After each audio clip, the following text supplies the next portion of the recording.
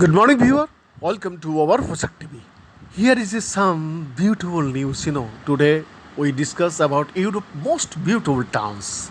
Paris, Rome, Barcelona, Europe's cities are bucket list destination, and rightly so.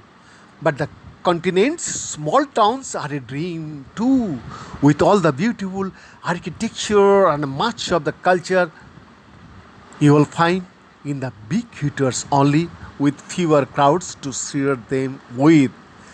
Here are some of the prettiest small towns across Europe, from humble fishing towns to hilltop medieval power bases. Gethron, Netherlands, they call it the Dutch answer to Venice. But Gethron lacks one crucial thing that the Italian city has in spades: over tourism. As in Venice, life revolves around the water sphere. There are no cars in the center, so the only way to get around is on foot or on the water. Take a boat tour around the thatched houses sitting on pit-filled islands. Hungry? Stop at the Michelin-starred restaurant Holland's Vanity.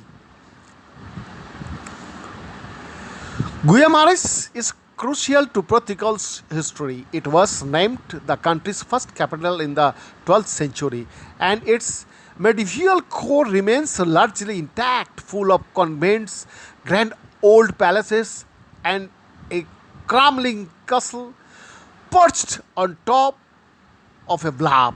Like everywhere in Portugal, local bakeries make a mean pastel de nata. But here you should try the local specialty, torta de Guimarães, a pastry filled with squash and ground almonds. Port towns can be grubby, not lovely little Roscoff, though in France, Brittany region, which built its fortune on maritime trade, including exporting its famous pink onions to the UK. Today, it is a center of thalassotherapy, using seawater to treat medical conditions, as well as a beautiful Breton town. Teeny fishing boats bow up in the small harbor, with a larger one where ferries leave for Plymouth in the UK, further out. Hovering on a hillside near the Tuscan Umbrian border, Anghiore is delighted, a teeny walled town crawling round itself and it clings to the landscape. It is pedestrianized warren of alloys and roller coastering streets packed full of grand palazzi which were built by the mysterious mercenary men of arms who lived here in the Renaissance period.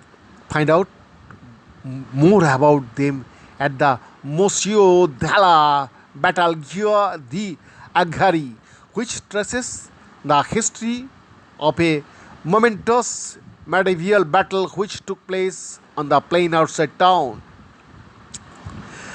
Georgius Nephelos straddles the Aegean Sea in the Peloponnesus with its Venetian wall castle thrusting into the water. In fact, there are three castles to visit here, and a pretty old town spooling out behind the old walls.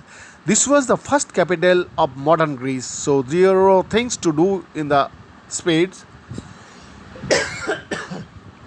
There is a Lido if you want to take a step deep in the sea. And if history is more your thing, the archaeological museum contains items dating back to the Mycenaean Sea. Monsters study most old bridge built by the Ottomans in the 16th century was long considered one of the finest examples of Balkan Islamic architecture. Arching high across the Neretva River, it is one of the most famous rivers in the Balkans and traditionally locals drive from the beach. Today it's a stop on the Red Bull Cliff Diving World Series. The bridge was destroyed in November 1993 by crowd forces during the Balkan Wars.